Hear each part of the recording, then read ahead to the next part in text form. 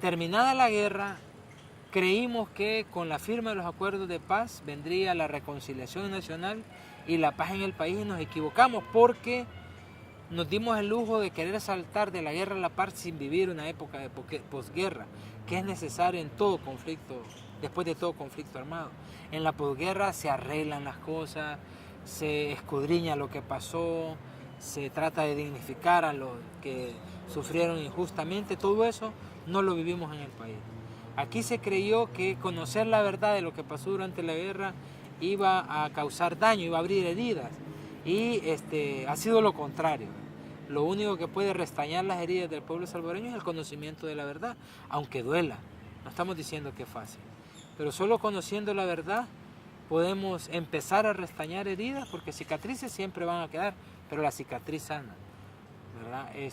Y hay que dignificar a las víctimas también. La población que tenía esperanza en que firmada la paz, digamos, de la guerra, íbamos a tener ya un tiempo de tranquilidad en el país, nos hemos decepcionado, ¿verdad? Nos hemos entristecido porque no es así.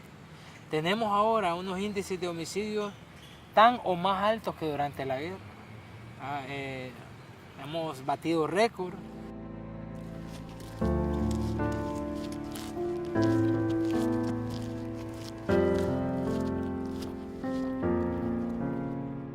Claro, ahora llegamos a límites realmente alarmantes, ¿verdad?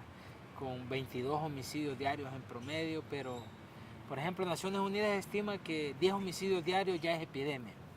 Nosotros no hemos bajado de 10 homicidios en décadas. Yo creo que la mayor herencia después de la guerra fue un mensaje de darle carta de ciudadanía de la impunidad en el país. Los que masacraron, los que mataron, comprobadamente, los que tuvieron participación en crímenes de lesa humanidad, no les pasó nada. Al contrario, siguen en el 2015 con su impunidad, y algunos hasta con inmunidad en este momento, pues están en la Asamblea Legislativa, ¿verdad? Representando algún partido. Entonces el mensaje que se mandó, dicen los especialistas que el peor mensaje que se le puede mandar a un criminal es el de la impunidad. Es decir, que aquí, haga lo que haga, no le va a pasar nada. Y el mejor mensaje es una aplicación estricta de la legislación y la pena. Lo contrario ha pasado en el país.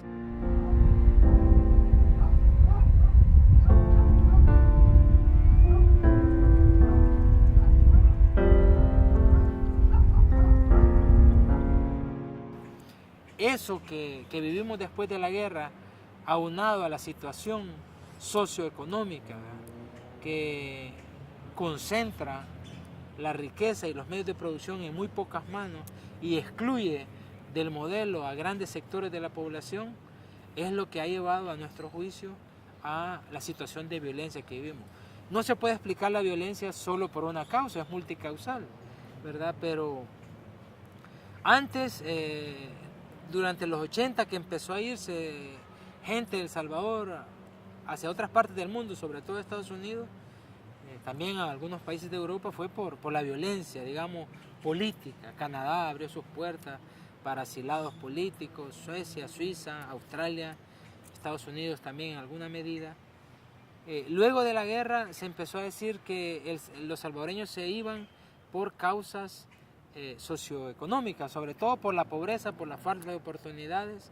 En El Salvador cada año salen alrededor de 100,000 nuevos bachilleres, y el modelo puede colocar 10,000 nuevos bachilleres, nuevos trabajos.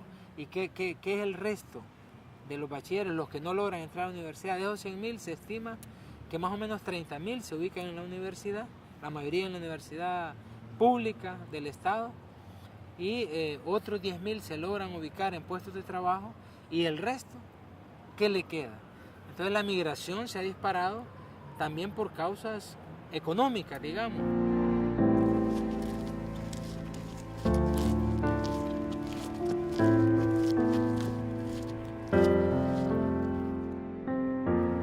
Se estima que también hay otra causa para migrar, y es huyendo de la violencia. Aquí el flagelo que más atormenta a la población es el de las extorsiones. Pero no es que solo te piden una cantidad de dinero a cambio de no hacerte nada, sino que si no la das, te amenazan con quitarte la vida a la persona y a la familia entera. Y ha pasado en casos dramáticos, entonces la gente prefiere o irse del país o cambiarse de lugar. Ese fenómeno del desplazamiento forzado dentro de El Salvador no es reconocido oficialmente por el gobierno porque no ayuda a la imagen del país, pero aquí la gente se está moviendo intensamente, huyendo de la violencia cada vez más. Pero eso no es reconocido como fenómeno por las autoridades del país, y la migración que se da por motivos de violencia, creemos que hay instancias internacionales como el ACNUR, que ya está reconociendo como causa de refugio, digamos, la violencia. Hay gobiernos nacionales que todavía no lo quieren reconocer.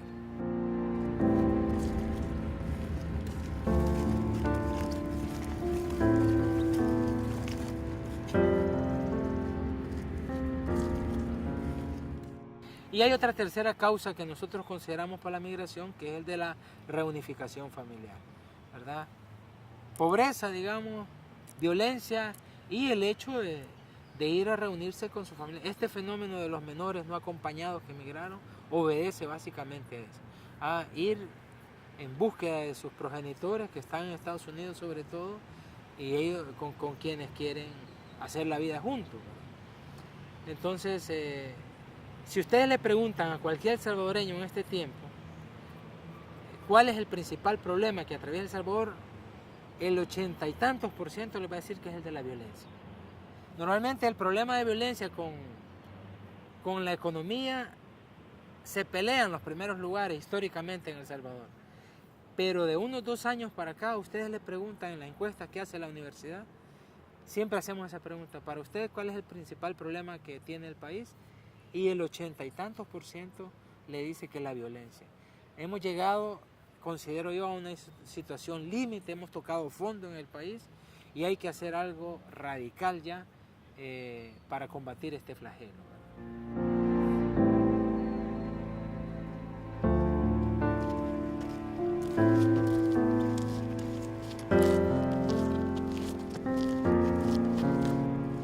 Bueno, la guerra social en El Salvador, el término se está utilizando bastante para equipararlo a la situación de guerra civil que vivimos. Es decir, si la guerra civil que vivimos en el siglo pasado requirió un esfuerzo descomunal para lograr la paz, que derivó en unos acuerdos de paz, en este momento vivimos una guerra social con índices de violencia tan altos como en la guerra civil, que requiere un esfuerzo semejante al que se hizo en el siglo pasado para lograr la paz. En ese sentido, muchos sectores hablan de que estamos en una guerra social. El fenómeno delincuencial en El Salvador ha tomado características distintas en los últimos tiempos. Primero es lo que llamamos la ruralización de las pandillas. Es decir, las pandillas han sido eminentemente un fenómeno urbano antes, aquí y en otras partes del mundo. Sin embargo, ustedes vayan a cualquier rincón de El Salvador y hasta en el último cantón les van a hablar de presencia de pandillas. En la zona de Oriente, por ejemplo, Oriente son 4 departamentos: La Unión, San Miguel, Morazán y Usulután. Nosotros hemos tenido problemas para hacer las encuestas en el campo, ¿verdad? Porque las pandillas han dado orden de no contestar, ¿verdad? Cuando se han enterado que es la UCA, dicen, bueno, que terminen, pero se van, no los queremos ver aquí. Eso fue en la última encuesta. Uno va a lugares rurales donde era impensable, la ruralidad ha sido lo más tranquilo en El Salvador. Ahora no se puede hablar. Si se fijan, el repunte de homicidios en el país no solo es en la capital, es en municipios que tienen mucha zona rural, sobre todo el oriente del país. Eso por un lado. Por otro, la sofisticación de la organización de las pandillas, digamos, nos recuerda también la guerra que vivimos en el siglo pasado. La pandilla ahora ya no es el grupo de chavos que tiran piedras, que se pelean, que ahora van a encontrar, según los reportes de la policía y testimonios de las comunidades, a columnas de 6, 7 miembros de maras que andan en el campo bien armados, ¿verdad? Con armas largas. Eso ya nos remonta a situaciones que vivimos hace tiempo. Es decir, se ha complejizado el problema de la violencia juvenil en concreto con respecto a las maras en el país. Hace años esto se predijo y se alertó que había que hacer algo radical, algo estructural para prevenir esto. Sin embargo, en el país siempre hay una tendencia a reaccionar, no a prevenir, a implementar políticas represivas, que hay que hacerlas. Si una función del gobierno de la República es garantizar la vida de la población, tiene que reaccionar en contra de quienes ejercen la violencia. Pero hemos descuidado el aspecto preventivo, ¿verdad? El aspecto de atacar las causas de lo que provocan el fenómeno de la violencia, y nos hemos quedado combatiendo al fenómeno en sí mismo. Eso nos puede garantizar disminuir los índices de violencia, pero no que vamos a superar el problema de la violencia. Como decía Monseñor Romero, los nombres de los asesinados irán cambiando, los tipos de violencia, pero mientras no se solucione lo que está a la base de esto, va a resurgir el problema de la violencia. Esa es la historia de El Salvador. La historia de este país ha sido eso. Hemos enfrentado problemas de violencia, como lo dije, durante décadas. Es un problema estructural de vieja data, con raíces profundas en la realidad, en la estructura social salvadoreña, que mientras no se enfrenten, difícilmente vamos a poder decir hemos llegado a una situación donde la violencia ha quedado atrás.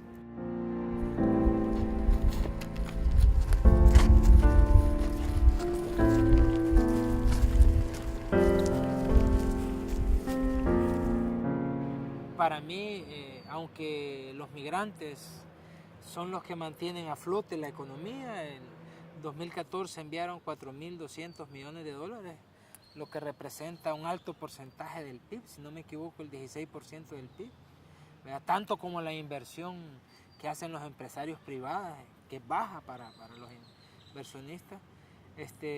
Mucha gente ve a los y las migrantes desde esta perspectiva, que a pesar de habérsele negado las oportunidades en su propia tierra, son los que mantienen la economía familiar y por ende la economía nacional a flote, ¿verdad? Son los que con más ganas cantan el himno nacional, son los que aman El Salvador a pesar de sus problemas. Yo creo que son un ejemplo de patriotismo también. Sin embargo, la migración no deja de ser una vergüenza para nuestros países, porque si algo exportamos en estos países del norte de Centroamérica y especialmente en El Salvador, es nuestra juventud, ¿verdad? Los jóvenes, además de ser las principales víctimas y los principales promotores de la violencia en El Salvador, son el principal producto de exportación del país.